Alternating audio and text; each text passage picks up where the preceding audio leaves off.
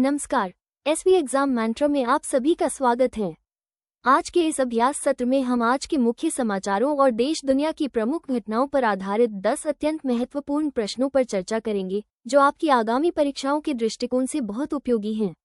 चलिए, पूरे ध्यान के साथ आज का सत्र शुरू करते हैं। प्रश्न संख्या 1 को देखते हैं। विषय है इंडियन पॉलिटी और कॉन्स्टिट्यूशन। ध्यान से पढ़िए। राष्ट्रीय सांख्यिकी आयोग (एनएससी) की स्थापना किस वर्ष में हुई थी?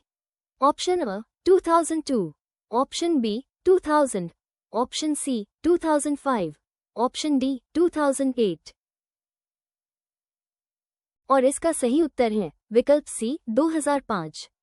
यदि आपका विचार बिल्कुल सही था तो आपकी तैयारी सराहनीय है। यदि उत्तर गलत भी हुआ तो कोई बात नहीं, अब ये तथ्य आपकी स्मृति में हमेशा के लिए जुड़ गया है। राष्ट्रीय सांख्यिकी आयोग नेशनल स्टैटिस्टिकल कमीशन (एनएससी) की स्थापना 2005 में रंगराजन आयोग की सिफारिशों के आधार पर की गई थी। विकल्प ए 2002 गलत है, विकल्प बी 2000 गलत है, विकल्प डी 2008 गलत है। महत्वपूर्ण परीक्षा संकेत। राष्ट्रीय सांख्यिकी आयोग नेशनल स्टैटिस्टिकल कमीशन (एनएससी) की स्थापना रंगराजन आयोग की सिफारिशों के आधार पर की गई थी। इसका मुख्य कार्य भारत में सांख्यिकी मानकों और प्राथमिकताओं को विकसित करना, उनकी निगरानी करना और उन्हें लागू करना है। बढ़ते हैं अगले प्रश्न क्वेश्चन 2 की ओर। डिफेंस और सिक्योरिटी के इस महत्वपूर्ण बिंदु पर विचार कीजिए। आईएनएस तरकश भारतीय नौसेना के जहाजों के किस वर्ग से संबंधित है? ऑप्शन अ शिवालिक श्रेणी, ऑप्शन बी तलवार श्रेणी, ऑप्शन सी कोलकाता श्रेणी, ऑप्शन डी दिल्ली श्रेणी। इस प्रश्न का सही जवाब विकल्प बी है, यानी तलवार श्रेणी। जिनका प्रयास सफल रहा उन्हें बहुत बधाई। जिनका गलत हुआ वे निराश न हो, यहाँ सीखने और सुधार करने का ये बेहतरीन अवसर है। आईएनएस तरकश भारतीय नौसेना के सेवा में तलवार श्रेणी के स्टील्थ फ्रिगेट हैं, जो निर्देशित मिसाइल फ्रिगेट हैं। शिवालिक श्रेणी के फ्रिगेट स्वदेशी रूप से डिजाइन किए गए स्टील्थ मल्टीरोल फ्रिगेट हैं। कोलकाता श्रेणी के विध्वंसक स्टील्थ गाइडेड मिसाइल विध्वंसक हैं। दिल्ली श्रेणी के विध्वंसक गाइडेड मिसाइल विध्वंसक हैं। महत्वपूर्ण परीक्षा संकेत। तलवार श्रेणी के फ्रिगेट भारतीय नौसेना के लिए रूस में निर्मित संशोधित क्रिवाक 3 श्रेणी परियोजना 1135.6 के फ्रिगेट हैं। ये जहाज पोतरोधी, विमानरोधी और पनडुब्बीरोधी युद्ध क्षमताओं के एक शक्तिशाली मिश्रण से लैस हैं। प्रश्न संख्या 3 को देखते हैं। विषय है एग्रीकल्चर और रूरल डेवलपमेंट। ध्यान से पढ़िए। निम्नलिखित में से कौन सी फसल खरीफ की फसल के बजाय भारत में मुख्य रूप से रबी की फसल के रूप में उगाई जाती है? ऑप्शन अ चावल, ऑप्शन बी मक्का, ऑप्शन सी गेहूं, ऑप्शन डी कपास। और इसका सही उत्तर है विकल्प सी गेहूं। यदि आपका विचार बिल्कुल सही था तो आपकी तैयारी सराहनीय है। यदि उत्तर गलत भी हुआ तो कोई बात नहीं, अब ये तथ्य आपकी स्मृति में हमेशा के लिए जुड़ गया है। गेहूं मुख्य रूप से रबी फसल के रूप में उगाया जाता है, जो सर्दियों अक्टूबर-दिसंबर में बोया जाता है और वसंत अप्रैल-जून में काटा जाता है। चावल एक प्रमुख खरीफ फसल है, जिसे मानसून के दौरान महत्वपूर्ण पानी की आवश्यकता होती है। मक्का एक महत्वपूर्ण खरीफ फसल है, जो आमतौर पर मानसून के मौसम में उगाया जाता है। कपास एक महत्वपूर्ण खरीफ फसल है, जिसे विकास के लिए गर्म और नम परिस्थितियों की आवश्यकता होती है। महत्वपूर्ण परीक्षा संकेत। खरीफ की फसलें मानसून की फसलें हैं, जो जून-जुलाई में बोई जाती हैं और सितंबर-अक्टूबर में काटी जाती हैं, जबकि रबी की फसलें सर्दियों की फसलें हैं, जो अक्टूबर-दिसंबर में बोई जाती हैं और अप्रैल-जून में काटी जाती हैं। ज़ैद की फसलें कम अवधि की ग्रीष्मकालीन फसलें हैं, जो रबी और खरीफ के मौसम के बीच उगाई जाती हैं। बढ़ते हैं अगले प्रश्न क्वेश्चन 4 की ओर। हेल्थ और मेडिकल अफेयर्स के इस महत्वपूर्ण बिंदु पर विचार कीजिए। अंतर्राष्ट्रीय योग दिवस का वार्षिक पालन मुख्य रूप से निम्नलिखित में से किस उद्देश्य को प्राप्त करने के लिए किया जाता है? ऑप्शन अ वैश्विक मंच पर भारत की प्राचीन सांस्कृतिक विरासत को बढ़ावा देना, ऑप्शन बी योग के अभ्यास से होने वाले व्यापक स्वास्थ्य और कल्याण लाभों के बारे में वैश्विक जागरूकता बढ़ाना, ऑप्शन सी विभिन्न देशों की पारंपरिक चिकित्सा प्रणालियों में अनुसंधान को प्रोत्साहित करना, ऑप्शन डी आपदा प्रबंधन और मानवीय सहायता में अंतर्राष्ट्रीय सहयोग को बढ़ावा देना। इस प्रश्न का सही जवाब विकल्प बी है, यानी योग के अभ्यास से होने वाले व्यापक स्वास्थ्य और कल्याण लाभों के बारे में वैश्विक जागरूकता बढ़ाना। जिनका प्रयास सफल रहा उन्हें बहुत बधाई। जिनका गलत हुआ वे निराश न हो, यहाँ सीखने और सुधार करने का ये बेहतरीन अवसर है। अंतर्राष्ट्रीय योग दिवस संयुक्त राष्ट्र द्वारा स्थापित किया गया था, मुख्य रूप से विश्व स्तर पर शारीरिक और मानसिक कल्याण के लिए योग के समग्र लाभों को उजागर करने के लिए। सांस्कृतिक विरासत को बढ़ावा देना एक पहलू है, लेकिन मुख्य उद्देश्य स्वास्थ्य और कल्याण है। विकल्प सी बहुत व्यापक है और IDY का विशिष्ट फोकस नहीं है। विकल्प डी IDY के उद्देश्य से असंबंधित है। महत्वपूर्ण परीक्षा संकेत। अंतर्राष्ट्रीय योग दिवस का विचार भारत की प्रधानमंत्री नरेंद्र मोदी ने 2014 में संयुक्त राष्ट्र महासभा में अपने भाषण के दौरान प्रस्तावित किया था। संयुक्त राष्ट्र महासभा ने दिसंबर 2014 में प्रस्ताव 69/131 को स्वीकार करते हुए 21 जून को अंतर्राष्ट्रीय योग दिवस घोषित किया। अब आते हैं प्रश्न संख्या 5 पर। इंटरनेशनल रिलेशंस और अफेयर्स का ये पहलू अक्सर परीक्षाओं का हिस्सा बनता है। यूरोपीय आयोग की वर्तमान अध्यक्ष कौन है? Option A Charles Michel, option B Ursula von der Leyen, option C Roberta Metsola, option D Christine Lagarde. यहाँ सही उत्तर होगा विकल्प B Ursula von der Leyen. अपनी वैचारिक स्पष्टता को ऐसे ही बनाए रखिए। चलिए इसके पीछे के मुख्य कारण और विश्लेषण को भी समझ लेते हैं। उर्सुला वॉन डेर लेयेन यूरोपीय संघ की कार्यकारी शाखा यूरोपीय आयोग की वर्तमान अध्यक्ष हैं। चार्ल्स मिशेल यूरोपीय परिषद के अध्यक्ष हैं। रॉबर्टा मेत्सोला यूरोपीय संसद की अध्यक्ष हैं। क्रिस्टीन लेगार्ड यूरोपीय सेंट्रल बैंक की अध्यक्ष हैं। महत्वपूर्ण परीक्षा संकेत। यूरोपीय आयोग यूरोपीय संघ की कार्यकारी शाखा है जो कानून प्रस्तावित करने, निर्णयों को लागू करने और यूरोपीय संघ की संधियों को बनाए रखने के लिए जिम्मेदार है। G7 प्रमुख औद्योगिक देशों का एक अंतरसरकारी राजनीतिक मंच है। हालांकि भारत इसका सदस्य नहीं है, लेकिन उसे अक्सर एक आउटरीच भागीदार के रूप में आमंत्रित किया जाता है। प्रिय विद्यार्थियों, यदि आज के मुख्य समाचारों पर आधारित ये प्रश्न आपको आपकी तैयारी के लिए उपयोगी लग रहे हैं, तो इस सत्र को लाइक और सब्सक्राइब अवश्य करें। साथ ही हम इस कंटेंट को आपके लिए और बेहतर कैसे बना सकते हैं, अपने मूल्यवान सुझाव कमेंट बॉक्स में जरूर साझा करें। बढ़ते हैं अगले प्रश्न क्वेश्चन 6 की ओर।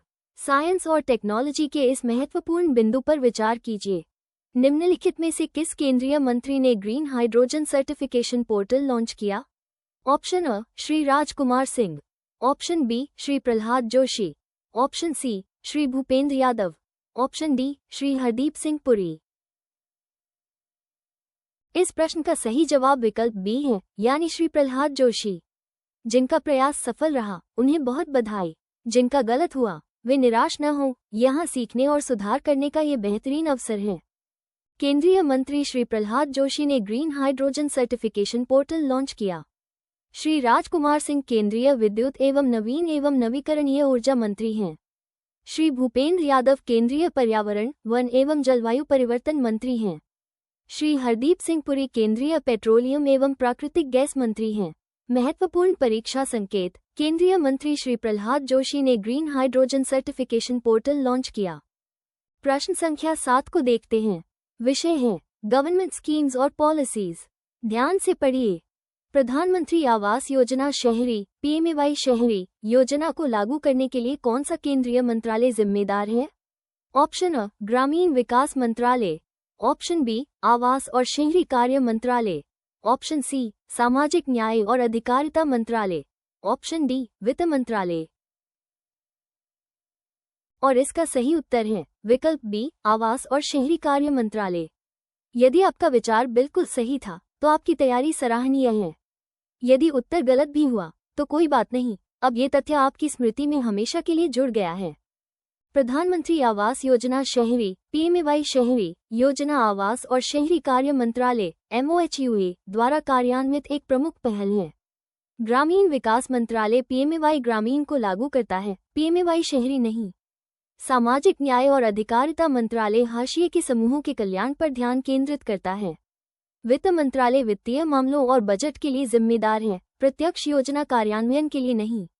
महत्वपूर्ण परीक्षा संकेत। PMAY शहरी का लक्ष्य 2022 तक सभी पात्र शहरी परिवारों को किफायती आवास प्रदान करना है। इसमें विभिन्न घटक शामिल हैं जैसे कि यथास्थान झुग्गी झोपड़ी पुनर्विकास, क्रेडिट लिंक्ड सब्सिडी योजना और साझेदारी में किफायती आवास। बढ़ते हैं अगले प्रश्न क्वेश्चन 8 की ओर। जनरल करंट अफेयर्स के इस महत्वपूर्ण बिंदु पर विचार कीजिए। अंतर्राष्ट्रीय योग दिवस IDY 2026 के लिए प्राथमिक डिजिटल बैकबोन के रूप में नामित डिजिटल प्लेटफॉर्म का नाम क्या है? ऑप्शन अ योग साथी पोर्टल, ऑप्शन बी योग संगम पोर्टल, ऑप्शन सी IDY सेवा पोर्टल, ऑप्शन डी स्वास्थ्य सेतु प्लेटफॉर्म। इस प्रश्न का सही जवाब विकल्प बी है, यानी योग संगम पोर्टल। जिनका प्रयास सफल रहा उन्हें बहुत बधाई, जिनका गलत हुआ वे निराश न हो, यहाँ सीखने और सुधार करने का ये बेहतरीन अवसर है। योग संगम पोर्टल को अंतर्राष्ट्रीय योग दिवस IDY 2026 के लिए प्राथमिक डिजिटल बैकबोन के रूप में पहचाना गया है, जिससे समन्वय और आउटरीच में मदद मिलेगी। योग साथी पोर्टल IDY 2026 के लिए निर्दिष्ट डिजिटल प्लेटफॉर्म नहीं है। IDY सेवा पोर्टल प्लेटफॉर्म का सही नाम नहीं है। स्वास्थ्य सेतु प्लेटफॉर्म एक सामान्य नाम है और IDY 2026 के लिए विशिष्ट पोर्टल नहीं है। महत्वपूर्ण परीक्षा संकेत। अंतर्राष्ट्रीय योग दिवस IDY विश्व स्तर पर हर वर्ष 21 जून को मनाया जाता है। ये भारत द्वारा प्रस्तावित किया गया था और 2014 में संयुक्त राष्ट्र महासभा द्वारा अपनाया गया था। प्रश्न संख्या 9 को देखते हैं। विषय है सोशल इश्यूज और वेलफेयर। ध्यान से पढ़िए।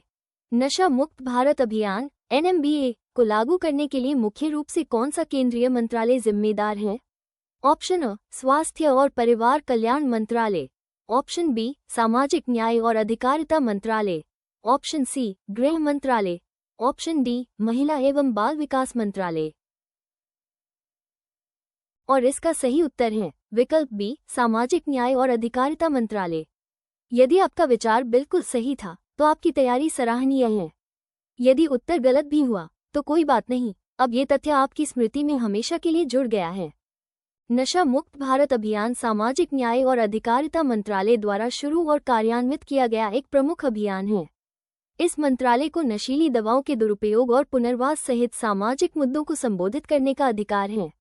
स्वास्थ्य और परिवार कल्याण मंत्रालय मुख्य रूप से सामान्य स्वास्थ्य देखभाल से संबंधित है, जबकि गृह मंत्रालय आंतरिक सुरक्षा पर ध्यान केंद्रित करता है। महिला एवं बाल विकास मंत्रालय महिलाओं और बच्चों के कल्याण के लिए काम करता है। महत्वपूर्ण परीक्षा संकेत। नशा मुक्त भारत अभियान 2020 में शुरू किया गया था, जिसका लक्ष्य नशीली दवाओं के दुरुपयोग को रोकने के लिए 272 कमजोर जिलों को लक्षित करना था। ये जागरूकता पैदा करने, सामुदायिक पहुंच और उपचार अवसंरचना को मजबूत करने पर केंद्रित है। अब आते हैं प्रश्न संख्या 10 पर। इंडियन पॉलिटी और कॉन्स्टिट्यूशन का ये पहलू अक्सर परीक्षाओं का हिस्सा बनता है। निम्नलिखित में से वर्तमान में केंद्रीय कार्मिक, लोक शिकायत और पेंशन मंत्री के रूप में कौन कार्यरत है? Option A Anurag Thakur, option B doctor Jitendra Singh, option C Hardeep Singh Puri, option D Sarbananda Sonowal. यहाँ सही उत्तर होगा विकल्प बी डॉक्टर जितेंद्र सिंह। अपनी वैचारिक स्पष्टता को ऐसे ही बनाए रखिए। चलिए इसके पीछे के मुख्य कारण और विश्लेषण को भी समझ लेते हैं। डॉक्टर जितेंद्र सिंह कार्मिक, लोक शिकायत और पेंशन मंत्रालय के राज्य मंत्री स्वतंत्र प्रभार हैं। अनुराग ठाकुर युवा मामले और खेल तथा सूचना और प्रसारण मंत्रालय के राज्य मंत्री हैं। हरदीप सिंह पुरी के पास आवास और शहरी मामलों और पेट्रोलियम और प्राकृतिक गैस मंत्रालय का प्रभार है। सर्बानंद सोनोवाल पत्तन, पोत परिवहन और जलमार्ग और आयुष मंत्रालय के राज्य मंत्री हैं। महत्वपूर्ण परीक्षा संकेत। कार्मिक, लोक शिकायत और पेंशन मंत्रालय लोक सेवकों की भर्ती, प्रशिक्षण और सेवा शर्तों के साथ साथ लोक शिकायतों के निवारण के लिए उत्तरदायी है। ये भारत में सुशासन और प्रशासनिक सुधार सुनिश्चित करने में महत्वपूर्ण भूमिका निभाता है। आगे बढ़ने से पहले आइए आज के इन सभी महत्वपूर्ण तथ्यों को एक बार तेजी से दोहरा लेते हैं, ताकि ये आपके दिमाग में पूरी तरह से व्यवस्थित हो जाएं। 1. राष्ट्रीय सांख्यिकी आयोग NSC की स्थापना किस वर्ष में हुई थी? आंसर 2005। 2. INS तरकश भारतीय नौसेना के जहाजों के किस वर्ग से संबंधित है? आंसर तलवार श्रेणी 3। निम्नलिखित में से कौन सी फसल खरीफ की फसल के बजाय भारत में मुख्य रूप से रबी की फसल के रूप में उगाई जाती है? आंसर गेहूं। 4. अंतर्राष्ट्रीय योग दिवस का वार्षिक पालन मुख्य रूप से निम्नलिखित में से किस उद्देश्य को प्राप्त करने के लिए किया जाता है? आंसर योग के अभ्यास से होने वाले व्यापक स्वास्थ्य और कल्याण लाभों के बारे में वैश्विक जागरूकता बढ़ाना। 5. यूरोपीय आयोग की वर्तमान अध्यक्ष कौन है? Answer Ursula von der Leyen. Revision जारी है। भाग 2/2 तथ्य 6 से 10 तक। 6. निम्नलिखित में से किस केंद्रीय मंत्री ने green hydrogen certification portal launch किया? आंसर, श्री प्रह्लाद जोशी। 7। प्रधानमंत्री आवास योजना शहरी (पीएमएवाई) शहरी योजना को लागू करने के लिए कौन सा केंद्रीय मंत्रालय जिम्मेदार है? आंसर, आवास और शहरी कार्य मंत्रालय। 8। अंतर्राष्ट्रीय योग दिवस (IDY) 2026 के लिए प्राथमिक डिजिटल बैकबोन के रूप में नामित डिजिटल प्लेटफॉर्म का नाम क्या है? आंसर, योग संगम पोर्टल। 9। नशा मुक्त भारत अभियान (NMBA) को लागू करने के लिए मुख्य रूप से कौन सा केंद्रीय मंत्रालय जिम्मेदार है? आंसर, सामाजिक न्याय और अधिकारिता मंत्रालय। 10। निम्नलिखित में से वर्तमान में केंद्रीय कार्मिक, लोक शिकायत और पेंशन मंत्री के रूप में कौन कार्यरत है? Answer, doctor Jitendra Singh. इन सभी तथ्यों को अच्छी तरह से याद रखिए, परीक्षा में ये निश्चित रूप से आपके काम आएंगे। तो विद्यार्थियों, आज का आपका स्कोर क्या रहा? नीचे कमेंट बॉक्स में वीकली टेस्ट लिखकर हमारी वेबसाइट की लाइव टेस्ट लिंक प्राप्त करें और अपनी वास्तविक ऑल इंडिया रैंक जांचें। आज की क्लास की फ्री PDF के लिए डिस्क्रिप्शन और टेलीग्राम लिंक पर क्लिक करें। कल आपसे फिर मुलाकात होगी, तब तक निरंतर पढ़ते रहिए और आगे बढ़ते रहिए।